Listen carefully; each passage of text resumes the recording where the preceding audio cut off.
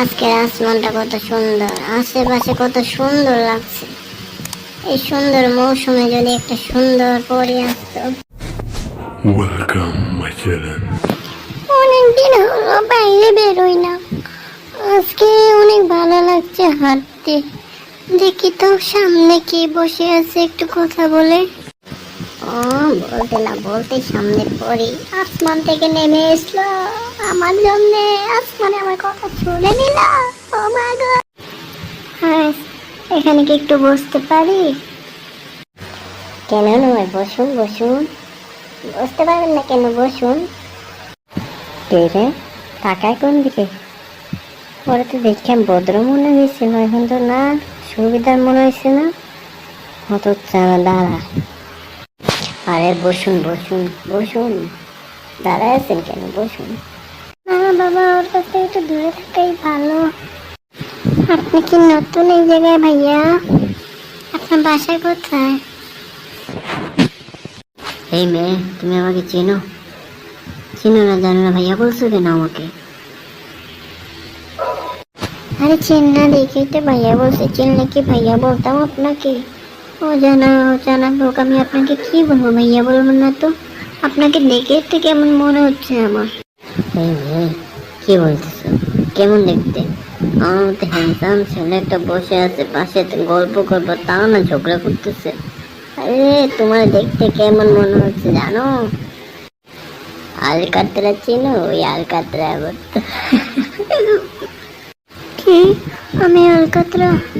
আপনি এটা আমাকে বলতে পারলেন ভাইয়া? ছি ভাইয়া ছি, আপনাকে দেখে ভালো মনে করছি না। আপনি তো নিজেই গন্ডারের মতো। এই যাইবে এখান থেকে, যা যা এখান থেকে। কেন এখানে বসলে সমস্যা কি? এটা পাবলিক জায়গা, পাবলিক সিট, আমি বসবো, 100 বার বসবো। আরে যাইবে এখান থেকে এমসির বাচ্চা, আরে যা এখান থেকে। তুই আমার মুড নষ্ট করে আছিস। আপনাকে দেখে অনেক ভালো মনে করছে, আপনি গালি দিতে পারেন এটা আগে জানতাম না, জানলে এখানে বসতাম না। বিসির বাচ্চা, বিসি আসতো একটা। এই কি রে, কথা বলতে বলতে আমার গালি দিয়ে দিচ্ছি? কত সাহস কম না? এ যা এখান থেকে। যাইতেছি বিসির বাচ্চা, আরেকটা গালি দিয়ে আরেক শুধু বেশি একটা।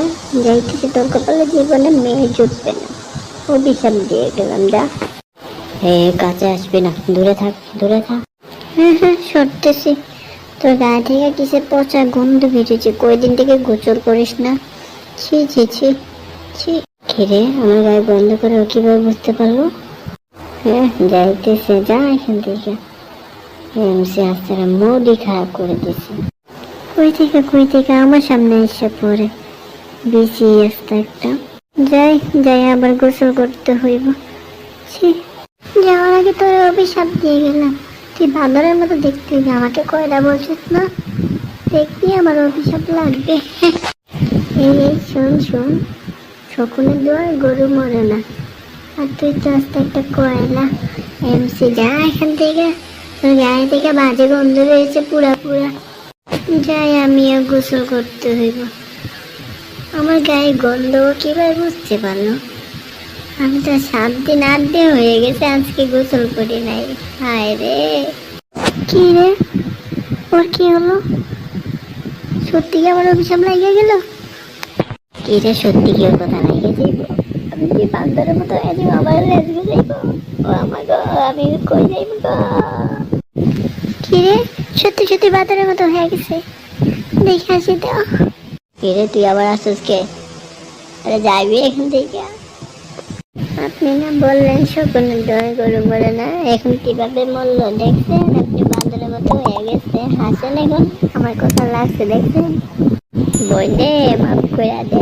তোরে দেখে কত পরে ভাবছিলাম রে বইনে, রাগের মাথা তোরে কালা বইলা দিছি রে বইনে। আমি বন্ধু বইনে আমার মাফ করে দে, আমি নিচে রাখতে পারতেছি না, গাছ তারা বুঝতেছি না, আমার মাফ করে দে রে বইনে। বান্দর হয়ে গেছি রে বই, আমার নিয়ে মদানি বি দেখছো, লাইগা গেছে আমার অভিশাপ। মাফ করে দে রে বোন, মাফ করে দে, আর বলবো না তোর, তুই পরির মতো সুন্দর, মাফ করে দে।